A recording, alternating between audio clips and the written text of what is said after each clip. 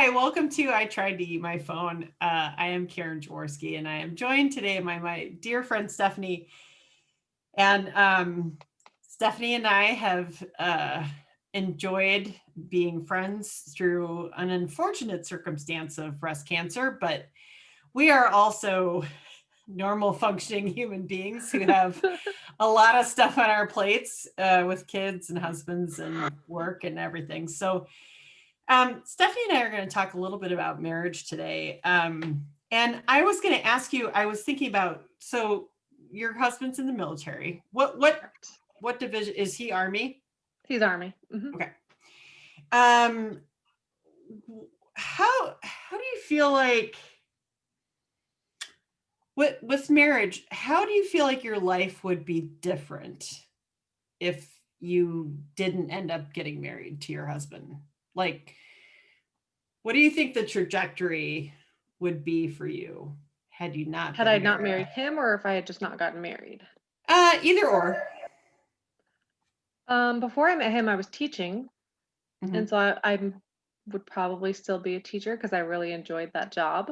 mhm, But after meeting him and moving with the Army and having kids, we put that on hold. mhm. Um, I don't know that I would have done anything else besides teaching because that was my passion.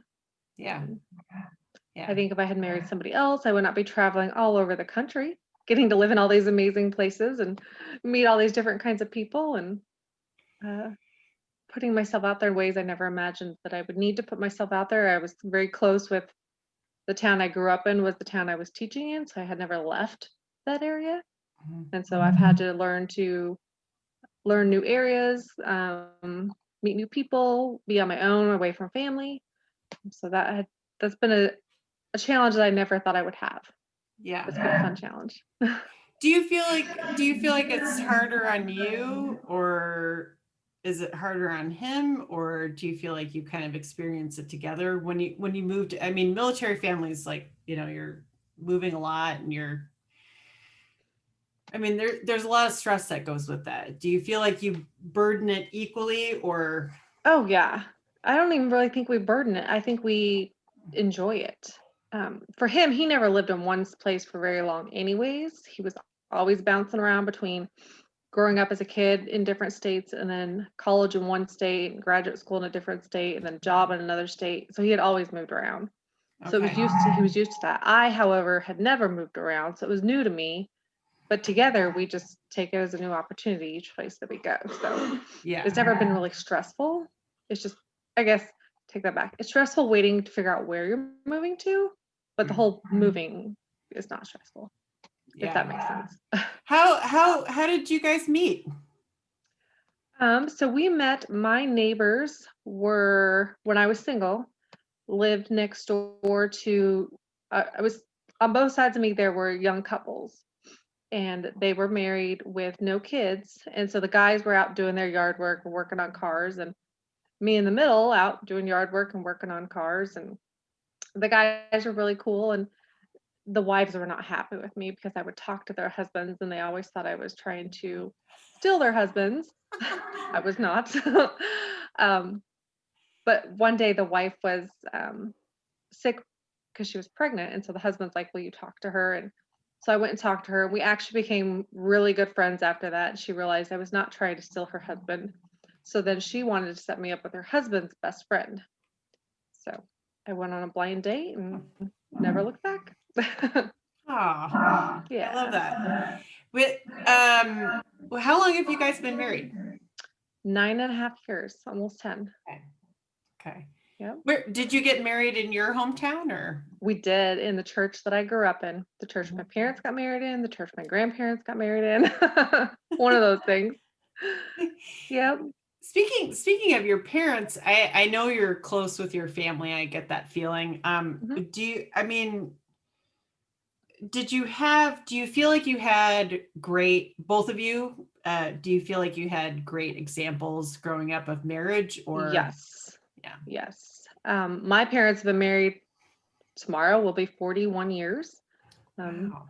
and they have just been a great example from day one as a kid all the way up. They've just been an amazing open example of what a loving caring, giving relationship is, what a husband and wife should be together and separate.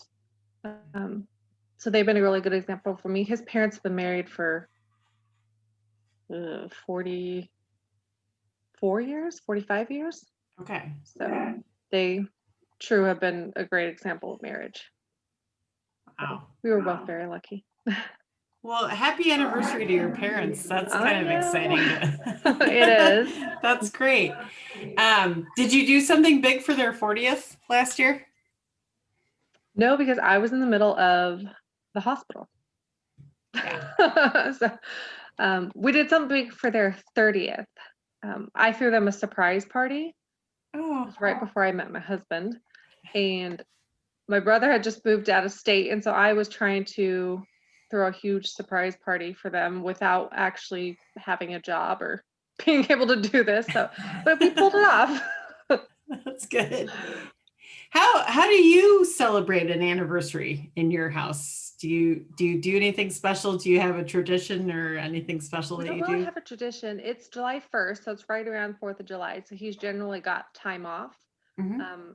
We've gone away for the weekend. We've gone away for just the night. I mean, whatever we can get our hands on with kids any now is special. Yeah. He tends to follow the like first year you give this type of present, second year this type of present, Oh. third year. So that's always fun to see what he comes up with. Uh-huh. I don't follow that. I follow more of the theme from our wedding and do something based off of that. Oh, that's cool. So yeah, Like, give me an example of. our wedding song was "Smile" by Uncle Cracker. Yeah, If you've heard of it, so I there's always have. something to do with a smile or like theme or different parts from the song that are in Yeah, there. So it's that's fun. cool. Yeah. 10 is big. That's going to come up I next know. summer. I Yeah. know. Right after a pandemic. You know what? Maybe we'll have a vaccine and it'll be all cool and you guys can actually go somewhere That and do is the something. hope. That is the plan. Fingers crossed. Yes. Yeah, you deserve that after all this. I think one of the things I think about with marriage is, and I saw this with my parents, and John and I experienced this too, that if you have an argument, it tends to boil down to the same thing Yes. every time. So what is your thing? What is your thing that you argue about and come back from each time? Arguments vary, but I think it always comes down to one of us thinks we were right and didn't want to admit that we were wrong. Mm-hmm. So even though we've kind of maybe figured out that we were wrong. Yeah. Who's the first to admit they're wrong? Or who's the first to cave with like an argument? I don't think either one of us cave, but I'm the first to bring it up that there needs to be a discussion about it. Okay. And then we were able to talk it out and figure out who needs, not really cave, but figure out what the problem was and how to solve it. Mm-hmm. Does that make sense? Yeah, no, it totally does. Yeah, I get that. I think there's this construct where it's sort of like, when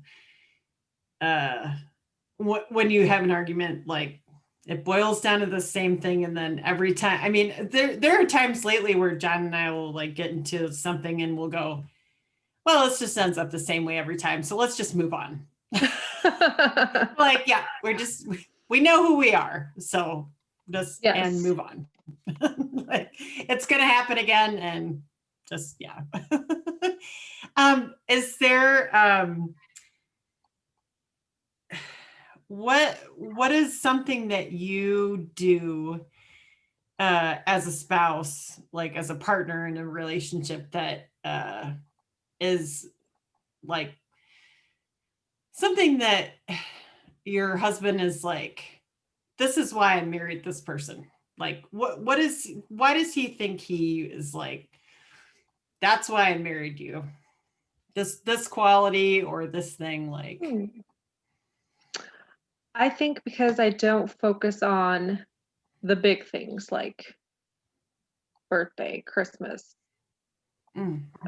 that I focus on all the little things need recognition, like you mowed the lawn, or I mean, not that that deserves a prize, but I recognize it. Right. And so I'm not just doing something on your birthday for you.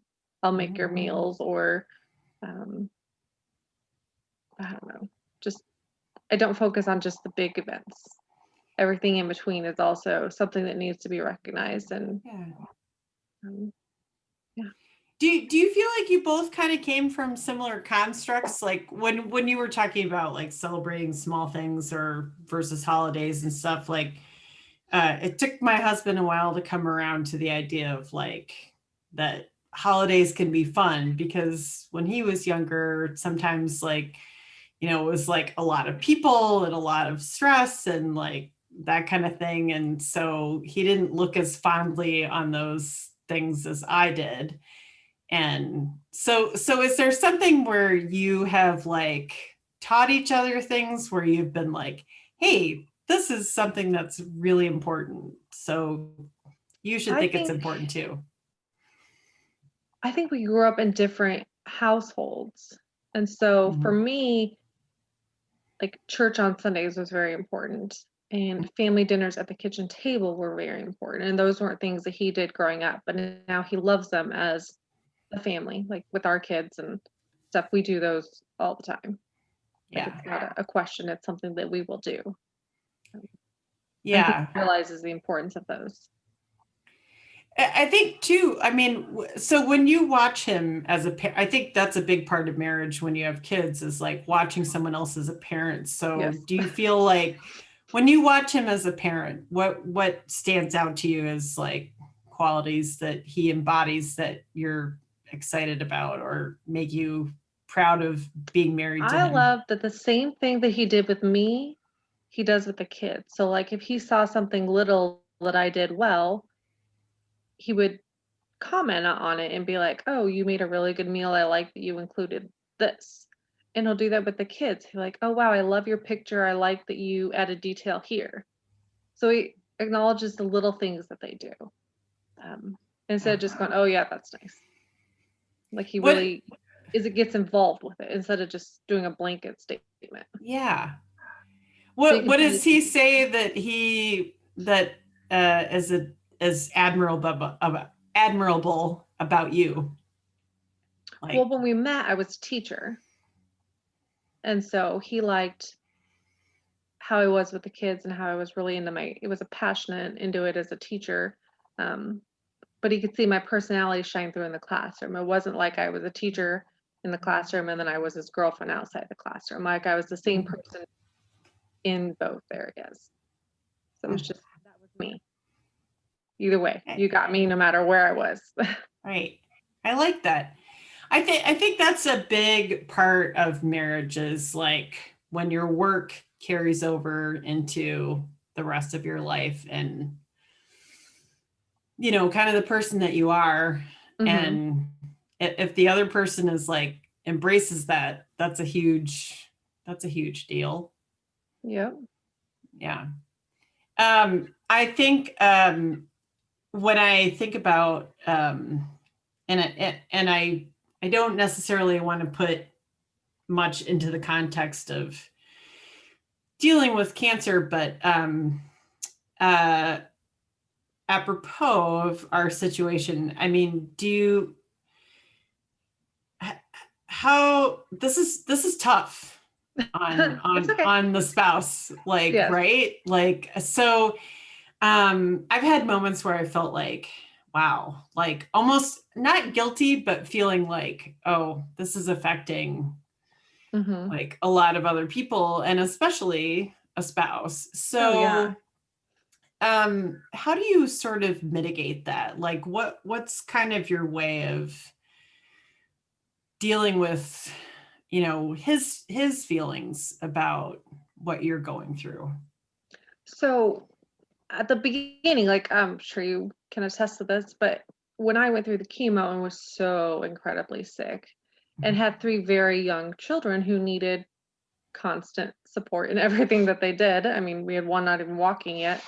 Um, he took on a lot of responsibility, not only his dad roles and his husband roles, but the cleaning, the cooking, the managing of the lifestyles, my appointments. Like, he took everything on.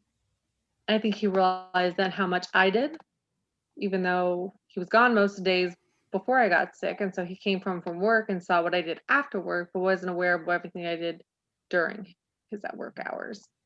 And so he was able to realize that. And then after I got better, I then got worse. And we realized that I needed even more help. So then I had to step it up even more.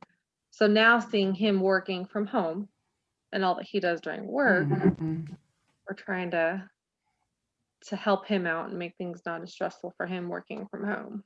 Yeah. That's a tough tightrope to walk. It is. Like, you're trying to balance what you need with what everybody else needs. Yeah. And which I think maybe defines a lot of who we are initially, but yeah. And you've had to learn to let things go that 10 years ago I wouldn't have let go. 5 years I wouldn't have let go. Now I'm like, okay, just let that go. yeah. Like, there are things that you have to find that are super important and stick with those, and other things that they can wait. Yeah. They don't need to be done right now, or don't need to be done perfect, or Yeah. When do you feel like, I know he's supported you through everything you've gone through. When do you feel like you've been the most supportive to him?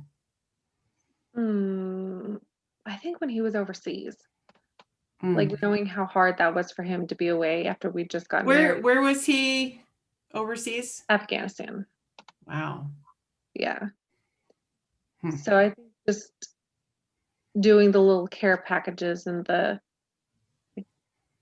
putting themes to all the care packages that I would send, and putting really thought into what I was sending instead of just doing a generic package, was really helpful for him to get a piece of home life when you're over in Afghanistan, and a piece of married life when you're 2 months married and off in Afghanistan. Yeah.